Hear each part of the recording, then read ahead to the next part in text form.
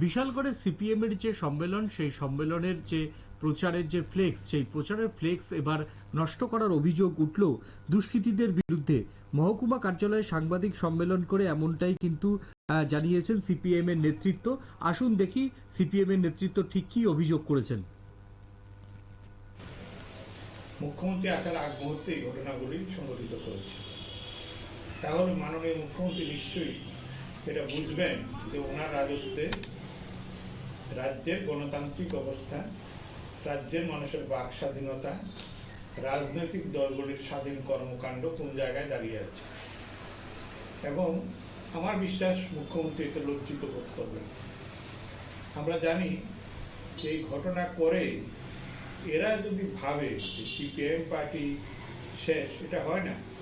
গত বিধানসভা নির্বাচন বলেন, এর আগের সময় বলেন, মানুষ তার যে রায় দিতে চাইছে ৩৯% মানুষের সমর্থন নিয়ে আজকে ত্রিপুরা রাজ্যে বিজেপি শাসন ক্ষমতায় আছে। ৬১% মানুষের সমর্থন তাদের পেছনে নেই। এই বাস্তবতা তাদের যতদিন না উপলব্ধি করতে পারবে, বিজেপি দলের নামটাই ত্রিপুরা রাজ্য থেকে আগামী দিনে মুছে যাবে। কারণ এই সন্ত্রাস, অত্যাচার, বাইক বাহিনী, দুর্বৃত্ত বাহিনী এগুলি করে